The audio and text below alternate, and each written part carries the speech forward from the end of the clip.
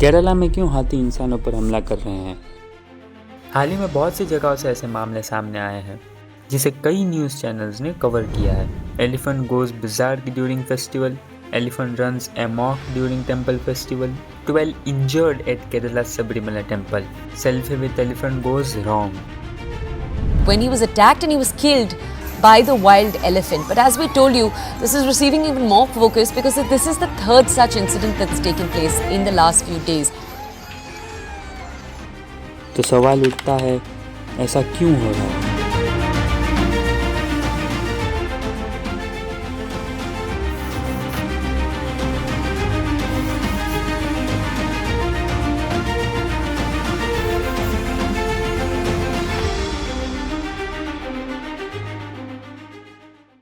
മനുഷ്യൻ്റെ ആഗ്രഹത്തിനനുസരിച്ച് ഉണ്ടായ ഒരു വലിയ ഇവൻ്റാണ് എന്ത് ചെയ്യുന്ന ക്ഷേത്ര ഉത്സവങ്ങൾ എന്ന് പറയുന്നത്. അത് ക്ഷേത്ര ഉത്സവങ്ങളിൽ നിന്ന് മാത്രമല്ല, പെരുന്നാളുകളും പള്ളി പെരുന്നാളുകളും മോസ്കുകളിലെ ജൂത് മാസ്കുകളിൽ നടക്കുന്ന വലിയ പെരുന്നാളുകൾ, പാർക്കട്ടി പെരുന്നാൾ പോലുള്ള വലിയ പെരുന്നാളുകൾ കേരളത്തിലുണ്ട്. അത് കേരള സംസ്കാരത്തിൻ്റെ ഭാഗമാണ്. ആന എഴുന്നള്ളത്ത്, ആ ആന എഴുന്നള്ളത്തിനനുബന്ധമായിട്ടുള്ള മേളം, പഞ്ചവാദ്യം, ആനപ്പുറം കയറും, ആലവട്ടം, മഞ്ചാമരം, ആനച്ചമയങ്ങൾ, ഇതെല്ലാം കേരള സംസ്കാരത്തിൻ്റെ ഭാഗമാണ്. ആനകളെ സംബന്ധിച്ചിടത്തോളം രാജകീയമായിട്ടുള്ളൊരു മൃഗമാണ്. രാജാക്കന്മാർ പൂർവ്വകാലങ്ങളിലൊക്കെ ആഡംബരവും പകിട്ടും എഴുന്നള്ളത്തുകൾക്കൊക്കെ ആയിട്ട് ഉപയോഗിച്ചിരുന്നത് ഈ ആനകളെയാണ്. ഇപ്പം ദേവന്മാരുടെ രാജാവാണ്. ദേവേന്ദ്രൻ ഐരാവതത്തിൻ്റെ പുറത്താണല്ലോ സഞ്ചരിക്കുന്നത്.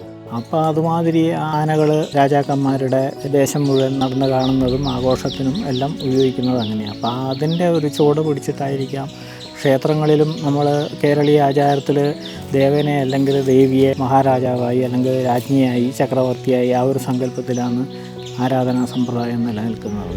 Thiruvithamkoor Devaswom board, Cochin Devaswom board, Malabar Devaswom board ഉൾപ്പെടുന്ന ദേവസ്വങ്ങൾ, കൂടാതെ ഗുരുവായൂർ, ഇരിങ്ങാലക്കുട, കുടൽമാണിക്യം, ഇങ്ങനെ എല്ലാം കൂടി ഞങ്ങളുടെ അറിവനുസരിച്ച് ഏകദേശം 4500ഓളം ക്ഷേത്രങ്ങൾ, ചെറുതും വലുതുമായ ക്ഷേത്രങ്ങൾ കേരളത്തിലുണ്ട് എന്നുള്ളതാണ്.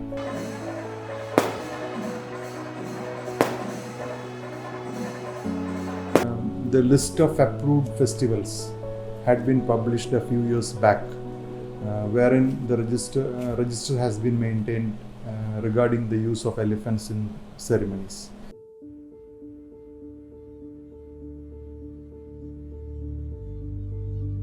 പക്ഷേ ഏകദേശം 1800 വർഷങ്ങൾക്ക് മുമ്പ് തുടങ്ങിയതാണ് ആറാട്ടുപുഴ. 1800 വർഷങ്ങൾക്ക് മുമ്പ് നമ്മൾ ഈ പറയുന്ന കേരള സംസ്കാരത്തിൻ്റെ ഏതോ ഒരു നിലയ്ക്ക് അപ്പുറത്ത് എന്ത് ചെയ്തിരുന്നു ഉണ്ടായതാണ് എന്ത് ചെയ്തിരിക്കുന്നത് ഈ സംസ്കാരം. ആ സംസ്കാരത്തിൻ്റെ ഭാഗമായി ഉണ്ടായ വിഷയം, അതായത് എന്താ പറയുക, അത്രയും വലിയൊരു പൂരം, എനിക്ക് തോന്നുന്നു 100-100ഓളം ആനകൾ പങ്കെടുത്തുകൊണ്ട് വർഷങ്ങളായി നടന്നുകൊണ്ടിരിക്കുന്ന പൂരമാണ്. അതിന് ശേഷമാണ് തൃശ്ശൂർ പൂരം പോലും ഉണ്ടായത്. ലോക ശ്രദ്ധ പിടിച്ച പറ്റിയ പൂരമാണ് തൃശ്ശൂർ പൂരം. അങ്ങനെ ആചാരത്തിൻ്റെ ഭാഗമാണ് എങ്കിൽ പാറമേക്കാവ് ഭഗവതിയും തിരുവമ്പാടി കൃഷ്ണനും എന്ത് ചെയ്താൽ മതി, ഒരാനയിൽ എഴുന്നള്ളിച്ചാൽ മതി, ഇല്ലേ?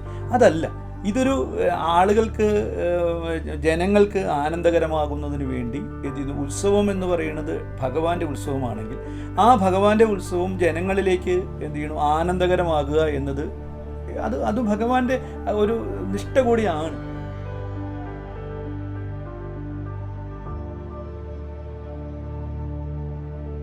ഭഗവാന്റെ വാഹനം എന്ന നിലയിൽ ഭഗവാന്റെ വാഹനം ഓരോ പ്രതിഷ്ഠകൾക്കും ഓരോ വാഹനങ്ങൾ സങ്കല്പത്തിലുണ്ട്. ആ വാഹനങ്ങളെ ഉപയോഗിക്കുവാൻ കഴിയാത്തത് കൊണ്ടായിരിക്കാം ഒരു പക്ഷേ എന്താ പറയുക 2000-3000 വർഷങ്ങൾക്ക് മുമ്പ് എന്ത് ചെയ്ത് ആനകളെ ഈ ക്ഷേത്ര ഉത്സവത്തിൻ്റെ ഭാഗമാക്കി മാറ്റിയത്, ക്ഷേത്ര ആചാരത്തിൻ്റെ ഭാഗമാക്കി മാറ്റിയത്. ആറാട്ടിന്, അല്ലെങ്കിൽ ഉത്സവാദി കാര്യങ്ങൾക്ക്, അല്ലെങ്കിൽ ശിവേലിക്ക്, ഗുരുവായൂർ പോലുള്ള വളരെ അത്യപൂർവം ക്ഷേത്രങ്ങളിൽ മാത്രമേ നിത്യശിവേലിക്ക് ഉപയോഗിക്കുള്ളൂ.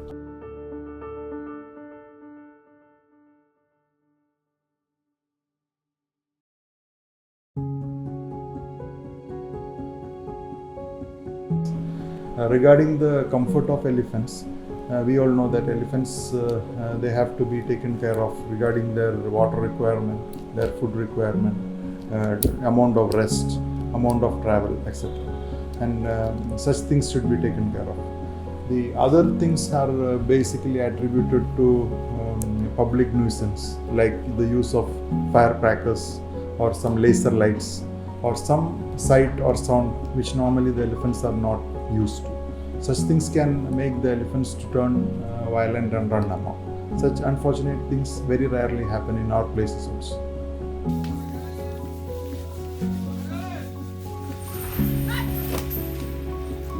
ശാന്തമായി ഉത്സവം കൂടുന്ന ഒരു ഭക്തജന തിരക്കും അല്ലെങ്കിൽ ഉത്സവപ്രേമികളുടെ തിരക്കും ആനയ്ക്ക് അസ്വസ്ഥതയില്ല. മറിച്ച് ആനയുടെ ഹിതമറിയാതെ, ആനയുടെ സ്വഭാവം അറിയാതെ, ആനയുടെ ആ നിൽപ്പിനെ, ആനയ്ക്കുള്ള ഒരു കംഫർട്ടുണ്ട്, ആ കംഫർട്ടിനെ എന്ത് ചെയ്യുന്നു ബാധിക്കുന്ന തരത്തിൽ ആര് നിന്നാലും, അത് ഉത്സവപ്രേമി നിന്നാലും ഇനി ക്ഷേത്ര ഭാരവാഹി നിന്നാലും എന്ത് ചെയ്യണം, അതൊരു ഇഷ്യൂ ആയി മാറിയിരിക്കും.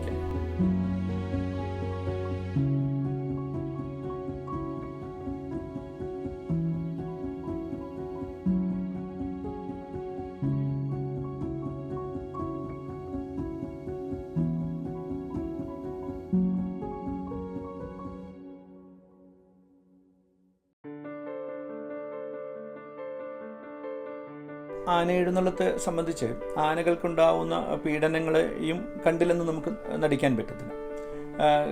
ചില പ്രദേശങ്ങളിൽ ഈ വർഷം ഉണ്ടായ ഒരു വലിയ അനുഭവം എന്ന് പറയുന്നത്, ഉത്സവങ്ങളുമായി ബന്ധപ്പെട്ടുകൊണ്ട് അനാവശ്യമായിട്ടുള്ള മേള സംവിധാനങ്ങൾ, ഈ നാസിക് ഡോൾ പോലുള്ള സാധനങ്ങൾ. കാരണം ചെണ്ടയുടെ മേളത്തിന് അതിന് 25 15 ചെണ്ടകളാണ് പരമാവധി ഉപയോഗിക്കാറുള്ളത്. ഇനി 15 അതിന് 20 ചെണ്ട ഉപയോഗിച്ചാലും അതിന് ഉണ്ടാവുന്ന ഒരു ശബ്ദത്തിൻ്റെ ഉയർച്ചയുണ്ട്, അത് അത്രയൊക്കെ ഉണ്ടാവാൻ കഴിയും. പക്ഷേ ഈ നാസിക് ഡോളുകൾ പോലുള്ള ചില കാര്യങ്ങൾ, അതുപോലെ തന്നെ LED ലൈറ്റുകൾ പോലുള്ള ചില കാര്യങ്ങൾ, അത്തരത്തിലുള്ള ചില കാര്യങ്ങൾക്കകത്ത് നിയന്ത്രണം വരുത്തണം എന്നുള്ള കാര്യത്തിൽ സംശയമൊന്നുമില്ല. ലേസർ ലൈറ്റുകൾ ഉപയോഗിക്കുന്നു. ഇത്തരത്തിലുള്ള, അതായത് അനാവശ്യമായ ആഘോഷങ്ങൾ ഉത്സവത്തിൻ്റെ മേഖലകളിലേക്ക് എത്തിക്കുന്നത് നിയന്ത്രിക്കപ്പെടേണ്ടതാണ്.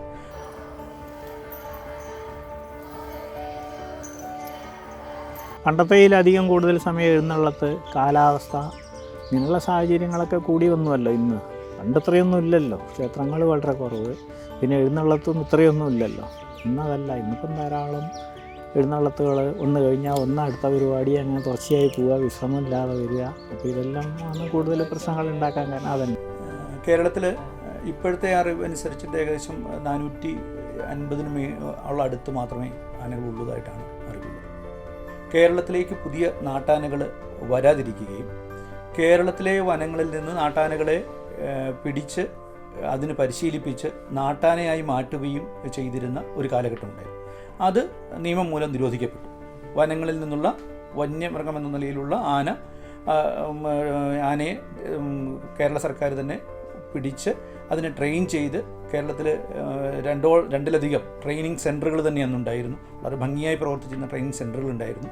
അങ്ങനെ മനുഷ്യന് ഉപദ്രവകരമാകുന്ന തരത്തിലേക്കുണ്ടായിരുന്ന ആനകളുടെ എണ്ണം വനത്തിൽ വർദ്ധിക്കാതിരിക്കുന്നതിന് വേണ്ടി ആനകളെ പിടിക്കുകയും സർക്കാർ പിടിക്കുകയും അത് ട്രെയിൻ ചെയ്ത് നാട്ടാനയായി ലേലം ചെയ്ത് വ്യക്തികൾക്ക് കൊടുക്കുകയും ചെയ്തിരുന്ന ഒരു നാടാണ് കേരളം. അങ്ങനെയുള്ള അത്തരത്തിലുണ്ടായ ആനകളുടെ എണ്ണത്തെ കുറവ് വന്നു നിരോധിക്കപ്പെട്ടപ്പോൾ, നിയമപ്രകാരമായി നിരോധിക്കപ്പെട്ടപ്പോൾ മറ്റ് സംസ്ഥാനങ്ങളിൽ നിന്ന് ഈ പ്രക്രിയ മറ്റ് സംസ്ഥാനങ്ങളിൽ നടക്കുന്നുണ്ട്. ആ സംസ്ഥാനങ്ങളിൽ നിന്ന് കേരളത്തിലേക്ക് പുതിയ ആനകളെ വന്നുകൊണ്ടിരുന്നു. അപ്പോൾ ആനകൾ മനുഷ്യൻ പോലെ തന്നെ, മനുഷ്യനും മറ്റു മൃഗങ്ങൾ പോലെ തന്നെ അത് വളരുക, പ്രായമാവുക, അല്ലെങ്കിൽ അസുഖം വന്നു മരിക്കുക, ഇതൊക്കെ സ്വാഭാവികമാണ്. അപ്പോൾ ആ തരത്തിലുണ്ടാവുന്ന മരണത്തിലുണ്ടാവുന്ന ആ ഗ്യാപ്പുകളെ എന്ത് ചെയ്തിരുന്നു, ഈ പുതിയ ആനകൾ വന്ന് ഫില്ല് ചെയ്തിരുന്നു. പക്ഷെ 2014 ശേഷം കേരളത്തിലെ കപട ആനസ്നേഹികളെന്ന് ഞങ്ങൾ പറയുന്ന, അല്ലെങ്കിൽ ഈ ഇൻഡസ്ട്രി അല്ലെങ്കിൽ ഈ സംവിധാനം നിലനിൽക്കരുത് അല്ലെങ്കിൽ അവസാനിക്കണമെന്ന് ആഗ്രഹിച്ചുകൊണ്ട് ഈ കേരളത്തിലേക്ക് പുതിയ ആനകൾ വരുന്നതും കേരളത്തിൽ നിന്ന് ആനകൾ പുറത്തേക്ക് പോകുന്നതും ഉൾപ്പെടെ കേരളത്തിൽ തന്നെ ജില്ലാടിസ്ഥാനത്തിൽ ആനകളെ വിൽക്കരുത് എന്ന് പോലും പറഞ്ഞുകൊണ്ട് ബഹുമാനപ്പെട്ട സുപ്രീം കോടതിയിൽ ഒരു കേസ് നിലവിലുണ്ട്. ആ കേസിൽ ഒരു ഇടക്കാല ഉത്തരവ് നിലനിൽക്കുന്നു. ആ കേസ് അവസാനിച്ചിട്ടില്ല. ആ കേസിൽ ഒരു ഇടക്കാല ഉത്തരവ് നിലനിൽക്കുന്നു. 2014 ഏകദേശം 10 വർഷത്തിന് മുകളിലായി എന്ത് ചെയ്യുന്നു, കേരളത്തിലേക്ക് പുതിയ ആനകളൊന്നും എത്തുന്നില്ല. അപ്പോൾ ഉള്ള ആനകൾ ഏതെങ്കിലും കാരണങ്ങൾ കൊണ്ടോ, ഒന്നെങ്കിൽ പ്രായം കൊണ്ടോ അല്ലെങ്കിൽ അസുഖങ്ങൾ കൊണ്ടോ മറ്റേതെങ്കിലും ഒരു കാരണവശാൽ മരണപ്പെട്ടാൽ പുതിയ ആനകൾ ആ സ്ഥാനത്തേക്ക് എത്തുവാൻ കഴിയുന്നില്ല. അതാണ് ആനകളുടെ എണ്ണം കുറയുവാനുണ്ടായ ഇപ്പോഴത്തെ സാഹചര്യം.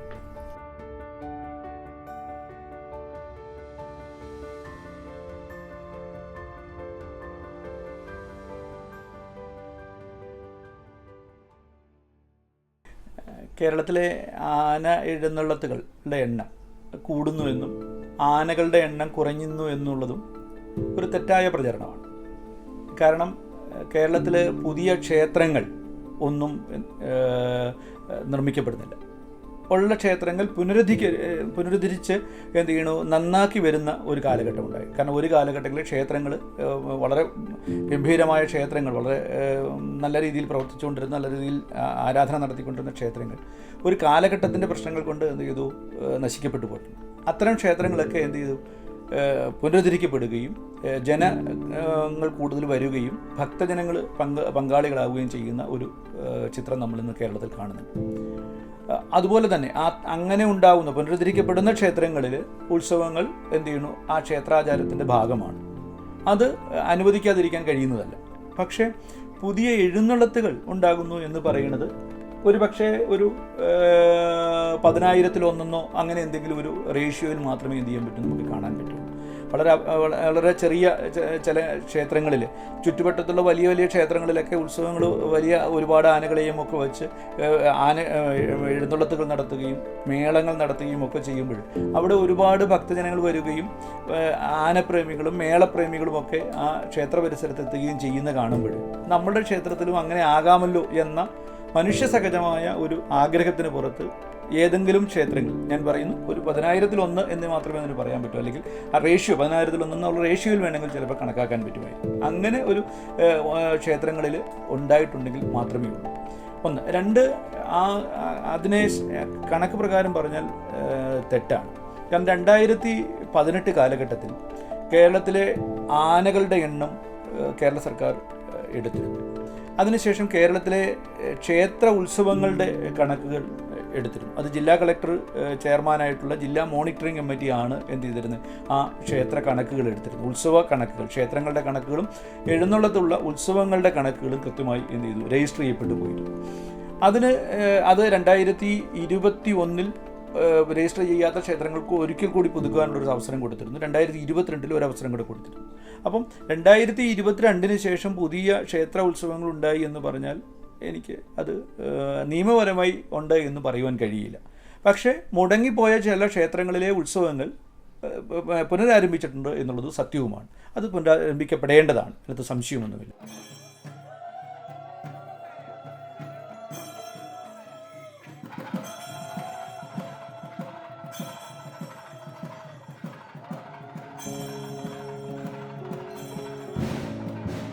തീർച്ചയായിട്ടും 2014 ശേഷം കേരളത്തിലെ നാട്ടാനകളുടെ എണ്ണം കുറഞ്ഞു എന്നുള്ള കാര്യത്തിൽ ഒരു സംശയവുമില്ല. ആ കുറഞ്ഞതാണ് ഈ പ്രശ്നങ്ങൾക്കും പ്രതിസന്ധികൾക്കും ഇത്തരം ഇഷ്യൂകൾക്കും കാരണം. അതിന് മറ്റൊരു കാരണം കൂടി, അതിനോട് ചേർത്ത് വയ്ക്കാൻ പറ്റുന്ന മറ്റൊരു കാരണം കൂടിയുണ്ട്. ഒരു 15 വർഷങ്ങൾക്ക് മുമ്പ് അല്ലെങ്കിൽ 10 വർഷങ്ങൾ, ഈ 2014 മുമ്പുള്ള കാലഘട്ടങ്ങളിൽ എഴുന്നള്ളത്താനകൾ എന്ന് പറയുന്നൊരു വിഭാഗവും പണിയാനകൾ എന്ന് പറയുന്നൊരു വിഭാഗവും രണ്ടും രണ്ടായിട്ടുണ്ട്. കൊമ്പൻ ആനകളിൽ തന്നെ 2 വിഭാഗങ്ങളുണ്ടായിരുന്നു. അതായത് എഴുന്നള്ളത്താനകൾ എന്ന് പറഞ്ഞാൽ ആ ആനകൾ ക്ഷേത്രങ്ങളിലെ ഉത്സവങ്ങൾക്ക് മാത്രമായി ഉപയോഗിക്കുക, വല്ലപ്പോഴും വല്ല തടി പിടിക്കാനോ വല്ലതൊക്കെ എങ്ങനെ എന്ത് ചെയ്യുന്ന അതിൻ്റെ ഒരു ആരോഗ്യ പ്രശ്നത്തിൻ്റെ ഭാഗമായി അതിനൊരു എക്സസൈസ് കിട്ടുക എന്ന ലക്ഷ്യത്തോടുകൂടി ഉടമകൾ ഏതെങ്കിലും ചെറിയ ചെറിയ പണികൾക്കൊക്കെ ചെയ്യുക, പ്രത്യേകിച്ചും മതപ്പാടുകൾക്കൊക്കെ ശേഷം അതിൻ്റെ ശരീരം ഒന്ന് ഇളകുന്നതിനുമൊക്കെ വേണ്ടിയിട്ട് ഒരു എക്സസൈസ് എന്ന നിലയിൽ എന്ത് ചെയ്യുന്നു, ചെറിയ ചെറിയ തടി പിടിക്കാൻ വിടുന്നു എന്നുള്ളതല്ലാതെ ഒരു പണിയാന കാറ്റഗറിയിൽ എന്ത് ചെയ്തിരുന്നില്ല, ആ ആനകളെ ഉൾപ്പെടുത്തിയിരുന്നില്ല. തിരിച്ചു പണി ആനകൾ എന്ന് പറയുന്ന കൂപ്പിൽ പണിയുകയും നാട്ടിൽ തടിപ്പണിയുകയും ഒക്കെ ചെയ്തിരുന്ന ആനകളൊന്നും എന്ത് ചെയ്തിരുന്നില്ല, അവരൊന്നും എഴുന്നള്ളത്ത് മേഖലകളിലേക്ക് വന്നിരുന്നില്ല. അവർ പണിയുക വൈകുന്നേരം എന്ത് ചെയ്യുക, കെട്ടുക. അതിലെ പാപ്പാന്മാർ പോലും എഴുന്നള്ളത്ത് ചട്ടമെന്നോ എഴുന്നള്ളത്ത് ചിട്ടയെന്നോ നമ്മൾ പറയാറുണ്ട്, അത് അറിഞ്ഞിരുന്നവരായിരുന്നില്ല അവരാരും. പക്ഷേ ആനകളുടെ എണ്ണം കുറയുകയും ഓരോ വർഷവും ആനകളുടെ എണ്ണം കുറയുകയും ക്ഷേത്രങ്ങളിലെ ഉത്സവം നടത്തിക്കൊണ്ടു പോകേണ്ടത് ക്ഷേത്ര ഭരണാധികാരികളുടെ ഒരു ബാധ്യതയായി മാറുകയും ചെയ്യുന്ന ഒരു സാഹചര്യത്തിൽ അവരെന്ത് ചെയ്തു, അവർ ഇത്തരത്തിലുള്ള പണി ആനകളെ കൂടി എന്ത് ചെയ്യേണ്ടി വന്നു, അവർ ക്ഷേത്ര ഉത്സവങ്ങളുടെ ഭാഗമാക്കി മാറ്റേണ്ടി വന്നു. അത് കൊണ്ടാണ് ഒരു ചെറിയൊരു ശതമാനം ഒരു കാരണമുണ്ട് ഈ ആനകളുടെ ഇടച്ചിലിനുകൾക്കും അല്ലെങ്കിൽ ആനകൾ പ്രശ്നമുണ്ടാക്കുന്നതിനും ഒരു കാരണം, ഒരു ചെറിയൊരു കാരണം അതുകൂടിയുണ്ട്. കാരണം ഞാൻ ആദ്യം പറഞ്ഞു, ഉത്സവത്തിൻ്റെ ട്രെയിനിങ് അല്ലാത്ത ആനകളെ ഉത്സവ എഴുന്നള്ളത്തുകൾക്ക് കൊണ്ടുവന്ന് നിർത്തുമ്പോൾ ഉണ്ടാകുന്ന പ്രശ്നം അതൊന്നും പക്ഷേ നമ്മളുടെ ഉത്സവ മേഖലകളിലെ വിശദമായ ചർച്ചകൾക്ക് ആരും എന്ത് ചെയ്തില്ല, അവസരം കൊടുത്തിരുന്നില്ല എന്നുള്ളതാണ് ഈ പ്രശ്നങ്ങൾക്കൊക്കെ ഒരു സങ്കീർണമായ സാഹചര്യത്തിലേക്ക് എത്തിക്കാനുണ്ടായ കാരണം.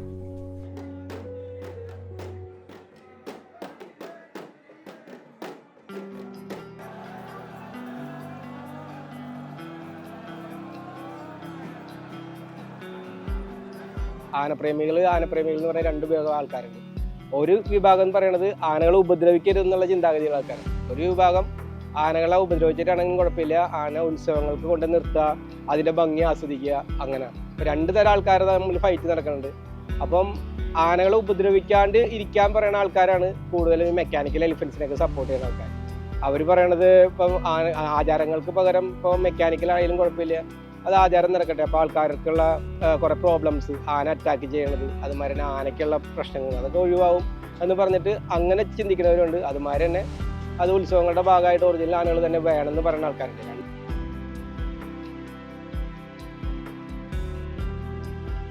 ഇപ്പോഴത്തെ കാലാവസ്ഥയിൽ നമ്മുടെ ഈ ഭയങ്കര ചൂടും കാര്യങ്ങളൊന്നും തരണം ചെയ്യാൻ ആനകൾക്ക് പറ്റണില്ല. കാരണം ആന എന്ന് പറയുന്ന സംഭവം ശരിക്കും ചൂട് ഒട്ടും പറ്റാത്തൊരു ജീവിയാണ്, അത് കാട്ടിൽ വസിക്കുന്നത്, അങ്ങനെ നമ്മൾ കേട്ടേക്കണതൊക്കെ. അപ്പോൾ ഭയങ്കര ചൂട് കാലാവസ്ഥ മനുഷ്യർക്ക് തന്നെ താങ്ങാൻ പറ്റണില്ല. അപ്പോൾ ഇത്രയും വലിയൊരു ജീവിക്ക്, അതും വിശർക്കാത്ത ജീവിക്ക് ഒരിക്കലും അതിൻ്റെ ചൂട് താങ്ങാൻ പറ്റാത്തത് കൊണ്ടൊക്കെയാണ് കൂടുതൽ. പിന്നെ അതിന് റെസ്റ്റ് കൊടുക്കുന്നില്ല. മെയിനായിട്ട് നല്ല രീതിയിൽ പരിപാലിച്ച് കൊണ്ടുവരണമെങ്കിൽ ആനകളെ ഇപ്പോഴും നമുക്ക് നന്നായിട്ട് യൂസ് ചെയ്യാൻ പറ്റും. അമ്പലങ്ങളിലേക്കാണെങ്കിലും അത് ഇടയാണ്ടൊക്കെ ഇരിക്കും. പക്ഷെ ഇപ്പോൾ അതിനെ ഉപയോഗിക്കണവർ ദുരുപയോഗം ചെയ്യണം. മെയിനായിട്ട് അതിനെ റെസ്റ്റില്ലാണ്ട് കൊണ്ടുനടക്കുക, അതിന് വേണ്ട ശുശ്രൂഷകൾ കൊടുക്കാണ്ടിരിക്കുക, പിന്നെ ആനകളെ കൂടുതലായിട്ട് അതിന് ഓവർ സ്റ്റേയും കൊടുത്തിട്ടാണ് അതിനെ നിർത്തണേ. പിന്നെ ഭയങ്കര വെയിലത്തൊന്നും അതിന് നിൽക്കാൻ പറ്റാത്ത ജീവനം. അപ്പം അങ്ങനത്തെ കാര്യങ്ങളിലൊക്കെ വരുമ്പോൾ അത് ഇടയണതും കാര്യങ്ങളൊക്കെ. അതിന് പകരമായിട്ട് ഇപ്പോൾ മെക്കാനിക്കൽ എലിഫൻസിനെ നിർത്താന്ന് പറഞ്ഞാൽ ഇപ്പോൾ ആൾക്കാർ ഇപ്പോൾ എന്തൊരു ഉത്സവമാണെങ്കിലും ഒരു ആന അടഞ്ഞു കഴിഞ്ഞാൽ അത് അലങ്കോലമായി. എത്ര നല്ല പരിപാടിയാണെങ്കിലും ആന അടഞ്ഞു കഴിഞ്ഞാൽ അതോടുകൂടി ആ പരിപാടി സ്റ്റോപ്പായി.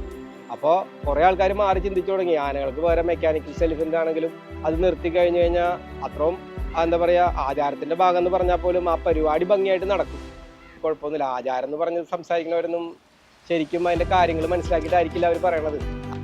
ആചാരങ്ങൾ എന്ന് പറഞ്ഞാലും ആചാരങ്ങളൊക്കെ മനുഷ്യനിർമ്മിതിയാണല്ല, അത് വേണമെങ്കിൽ മാറ്റം വരുത്താനായിട്ട് മനുഷ്യനെ പറ്റുമായിരിക്കും. ഇപ്പോൾ ആചാരങ്ങളുടെ പേരിൽ ഇപ്പോൾ ആന ഇടന്നിട്ട് എത്ര ആൾക്കാർ മരിക്കണ, എന്തോരം പരിപാടികളാണ് ആലങ്കോലാവണത്, അതൊക്കെ വേണമെങ്കിൽ മാറ്റം വരുത്താൻ പറ്റും.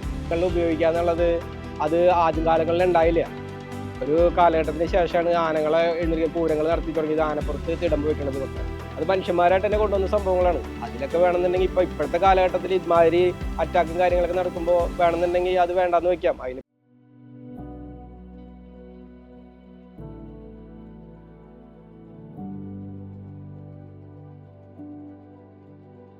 കഴിഞ്ഞിട്ട് ഒരു 3 കൊല്ലം മുമ്പാണ് നമുക്ക് ദുബായിൽ പൂരം നടത്താനായിട്ട് അവിടെ നിന്നൊരു കോൾ വന്നു. അപ്പോൾ അവിടെ ഒറിജിനൽ ആളുകളെ ഉപയോഗിക്കാൻ പറ്റാത്തതുകൊണ്ട് തന്നെ മെക്കാനിക്കൽ ആനകളാണ് അവർ ചോദിച്ചത്. ദുബായ് പോലുള്ള സ്ഥലത്തേക്ക് അതിനെ ചെയ്ത് കൊടുക്കാൻ പറ്റുമെന്ന് ചോദിച്ചു. ഞങ്ങളതൊരു ചലഞ്ചായിട്ട് ഏറ്റെടുത്തു. 3 ആനകളെ നമ്മൾ നിർമ്മിച്ച് ദുബായിൽ എത്തിച്ചു, അവിടെ പൂരം നടത്തി.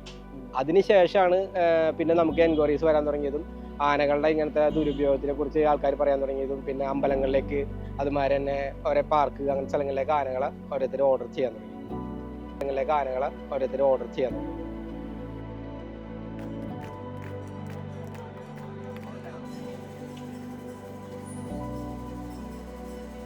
ഞങ്ങൾ ചെയ്യുന്നുണ്ട്. പക്ഷെ അതൊരു ഗവൺമെന്റിന്റെ ഭാഗത്ത് നിന്ന് അങ്ങനെയൊന്നുമല്ല. നമുക്കിപ്പോൾ ഞങ്ങളുടെ ഈ വർക്ക് കണ്ടതിന് ശേഷം നമ്മൾ പെറ്റാന്ന് വന്നിട്ടൊരു സംഘടന, ഒരു ഓർഗനൈസേഷൻ, അത് നമ്മുടെ ആനുവൽ ക്രോമറ്റിക്ക് എതിരെയുള്ള ഒരു സംഘടന, അവരെ നമ്മളെ കോൺടാക്ട് ചെയ്തിട്ടുണ്ടായിരുന്നു. അവർക്ക് ആനകളെ നിർമ്മിച്ച് കൊടുക്കാൻ പറഞ്ഞു. നമ്മൾ അവർക്ക് ആനകളെ നിർമ്മിച്ച് കൊടുത്തു. അവരതിനെ ഓരോ അമ്പലങ്ങളിലേക്ക് സ്പോൺസർ ചെയ്യുന്നുണ്ട്. നമ്മൾ ആനകളെ നിർമ്മിക്കുക എന്ന് പറഞ്ഞാൽ നമ്മുടെ ജോലിയാണ്. ആ ജോലിയിൽ നമ്മൾ 100% നീതിപൂർത്തി നമ്മൾ വർക്ക് ചെയ്യണം. അത് ഓർഡർ ചെയ്യുന്നവർക്ക് കൊടുക്കുന്നുണ്ട്. ആ കൊടുക്കുന്നത് പെറ്റാന്ന് പറഞ്ഞൊരു സംഘടനയ്ക്ക് കൊടുക്കുന്നുണ്ട്. അവരത് അമ്പലങ്ങളിലേക്കൊക്കെ കൊടുക്കുന്നുണ്ട്. അപ്പോൾ ഒറിജിനൽ ആനയ്ക്ക് പകരമായിട്ട് അമ്പലങ്ങളിൽ നടയിരുത്തിയിട്ട് ഒരു 3-4 അമ്പലങ്ങളിൽ ഇപ്പോൾ ഓൾറെഡി പെറ്റക്കാർ നടയിരുത്തി കഴിഞ്ഞു ആന, ഈ മെക്കാനിക്കൽ ലൈസൻസ്.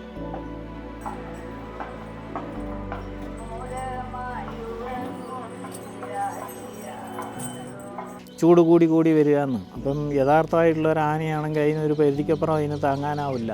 പിന്നെ അതിന് വിശ്രമം, കുളി, ആഹാരം, പിന്നെ ഈ കണ്ടമാനം ഉറക്കൊഴിച്ച് ഉള്ള എഴുന്നള്ളിപ്പ്, അതെല്ലാം അതിന് പ്രശ്നമാവുന്നുണ്ട്.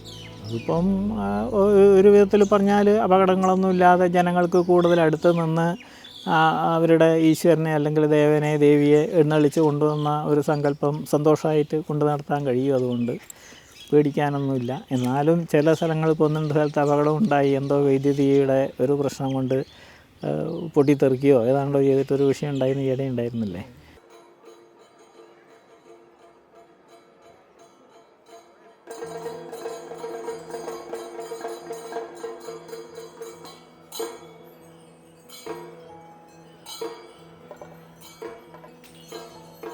കാരണം ക്ഷേത്ര ഉത്സവങ്ങളുടെ ഭാഗമാണ് ആന എന്നത്.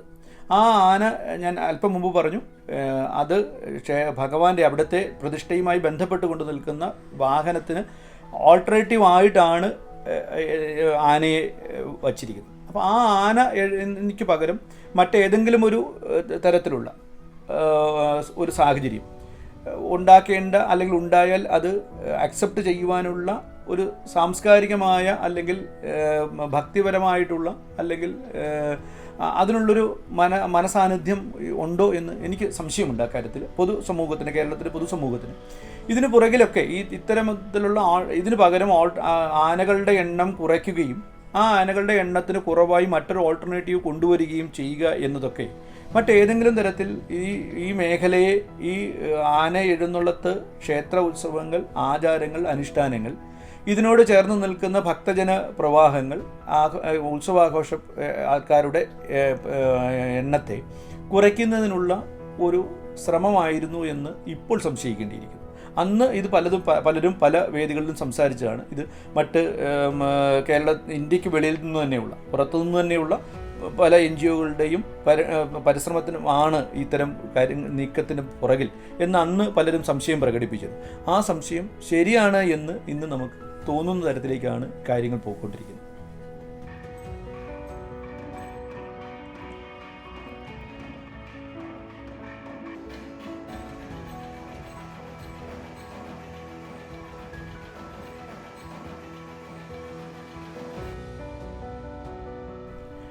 അങ്ങനെ റോബോട്ട് ആനകളുടെ മുകളിൽ ഭഗവാനെ എഴുന്നള്ളിക്കാമെങ്കിൽ എന്ത് ചെയ്യാം, നമുക്ക് ലോറിയുടെ മുകളിലോ അല്ലെങ്കിൽ ഓട്ടോറിക്ഷയുടെ മുകളിലോ എഴുന്നള്ളിക്കുന്നതിൽ ഒരു തെറ്റുമില്ല. കാരണം ആനയുടെ രൂപത്തിനല്ല അവിടെ പ്രത്യേകതയുള്ളത്, ആനയുടെ രൂപത്തിനല്ല. അല്ലെങ്കിൽ എന്ത് ചെയ്യുന്ന മോട്ടോർ പിടിപ്പിച്ച സഞ്ചരിക്കുന്ന അല്ലെങ്കിൽ മോട്ടോർ കൊണ്ട് തനിയെ സഞ്ചരിക്കുന്നതോ അല്ലെങ്കിൽ തള്ളിക്കൊണ്ടു പോകുന്നതോ ആയ ഒരു ആന എന്ന ഒരു സങ്കല്പമല്ല ക്ഷേത്ര ആചാരത്തിൻ്റെ ഭാഗമായിട്ടുള്ള ആന.